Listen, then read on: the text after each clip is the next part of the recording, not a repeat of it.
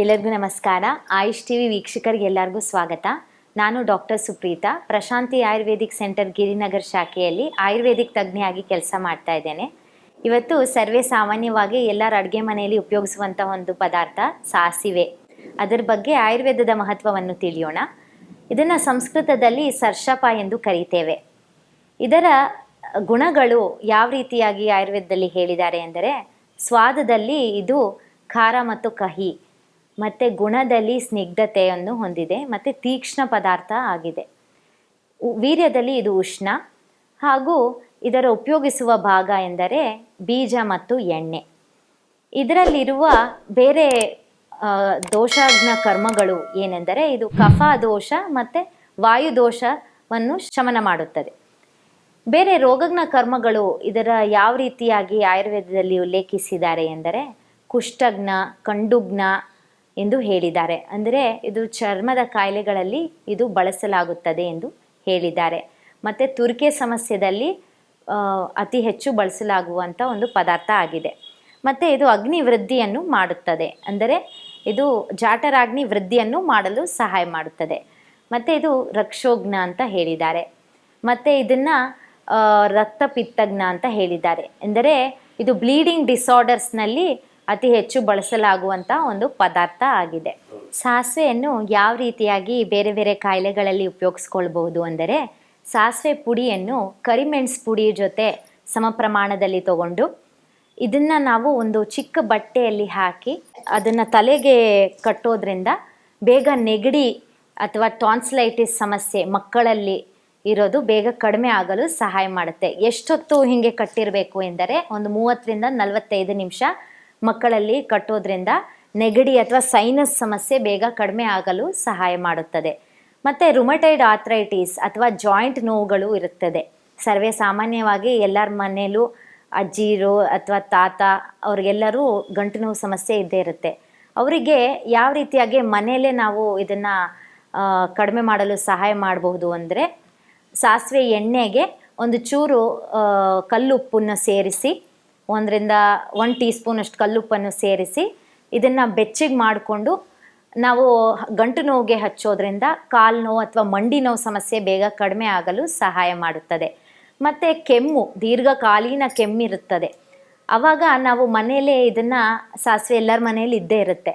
ಆವಾಗ ಇದನ್ನು ಯಾವ ರೀತಿಯಾಗಿ ನಾವು ಕೆಮ್ಮಿನಲ್ಲಿ ಬಳಸಬಹುದು ಎಂದರೆ, ಸಾಸಿವೆ ಪುಡಿಯನ್ನು ನಾವು ಮಾಡಿಕೊಂಡು ಅದಕ್ಕೆ ಜೇನುತುಪ್ಪವನ್ನು ಸೇರಿಸಿ, ಅಂದರೆ ಇದನ್ನು ಬಿಸಿ ಮಾಡ್ಕೋಬೇಕು. ಸಾಸಿವೆನ ಹುರಿದು ಪ್ಯಾನಿನಲ್ಲಿ ಅದನ್ನು ಬಿಸಿ ಮಾಡಿ ಆ ಪುಡಿಯನ್ನು ಜೇನುತುಪ್ಪ 1 ಟೀ ಸ್ಪೂನಷ್ಟು ಸೇರಿಸಿ ಇದನ್ನು ನಾವು ತಗೊಳ್ಳೋದ್ರಿಂದ ಬೇಗ ಕೆಮ್ಮು ನಿವಾರಣೆ ಆಗುತ್ತದೆ.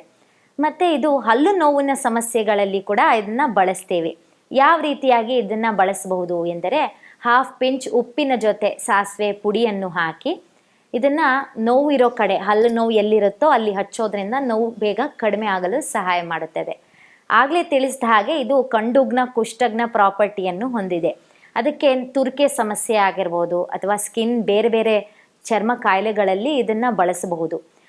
ಬಾಹ್ಯ ಕ್ರಮವಾಗಿ ಇದನ್ನು ಯಾವ ರೀತಿಯಾಗಿ ಬಳಸಬಹುದು ಎಂದರೆ, ಸಾಸಿವೆ ಪುಡಿಯನ್ನು ಅರಿಶಿನ ಪುಡಿ ಸಮ ಪ್ರಮಾಣದಲ್ಲಿ ತಗೊಂಡು ಈ ಮಿಶ್ರಣವನ್ನು ನಾವು ತುರಿಕೆ ಇರೋ ಜಾಗದಲ್ಲಿ ಹಚ್ಚೋದ್ರಿಂದ ಬೇಗ ತುರಿಕೆ ನಿವಾರಣೆ ಆಗುತ್ತದೆ. ಇದು ಗಾಯದ ಸಮಸ್ಯೆ ಅಥವಾ ಅಲ್ಸರ್ ಸಮಸ್ಯೆಯಲ್ಲಿ 4ರಿಂದ 5 ಟೀ ಸ್ಪೂನಷ್ಟು ಸಾಸಿವೆಯನ್ನು ನಾವು ಮಣ್ಣಿನ ಪಾತ್ರೆಯಲ್ಲಿ ಇಟ್ಟು ಅದನ್ನು ಬಿಸಿ ಮಾಡಿ ಮತ್ತು ಕರಟು ಹೋದ ಮೇಲೆ ಅದನ್ನು ತೆಗೆದು ಅದನ್ನು ಪುಡಿ ರೀತಿ ಪೇಸ್ಟ್ ರೀತಿಯಾಗಿ ಮಾಡಿಕೊಂಡು ನಾವು ಇದನ್ನು ಹಚ್ಚೋದ್ರಿಂದ ಗಾಯ ಬೇಗ ವಾಸಿ ಆಗುತ್ತದೆ. ಸ್ವಲ್ಪ ಬೆಚ್ಚಗಾದ ಮೇಲೆ ಇದನ್ನು ನಾವು ಹಚ್ಚೋದ್ರಿಂದ ಗಾಯ ಬೇಗ ವಾಸಿ ಆಗುತ್ತದೆ.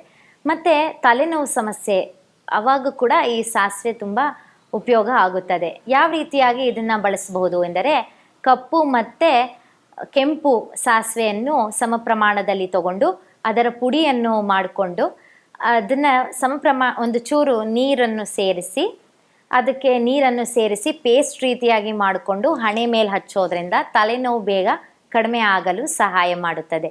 ಇದನ್ನು ಅಡುಗೆಯಲ್ಲಿ ನಾವು ಒಗ್ಗರಣೆ ಕೊಡ್ತೇವೆ.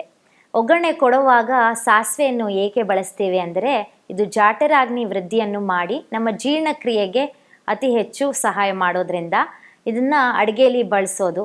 ಮತ್ತು ಎಲ್ಲರೂ ಬಳಸೋದು ಅತಿ ಉತ್ತಮ ಅಂತ ಹೇಳ್ಬೋದು. ಸಾಸಿವೆಯಲ್ಲಿರುವ ಒಂದು ರಾಸಾಯನಿಕ ಅಂಶ ಎಂದರೆ ವಿಟಮಿನ್ ಎ, ಬಿ ಹಾಗೂ ಗ್ಲೈಕೋಸೈಡ್ ಎಂಬ ಅಂಶ. ಇದರಿಂದಾಗಿ ಇದು ಔಷಧಿ ಗುಣವನ್ನು ಹೊಂದಿದೆ.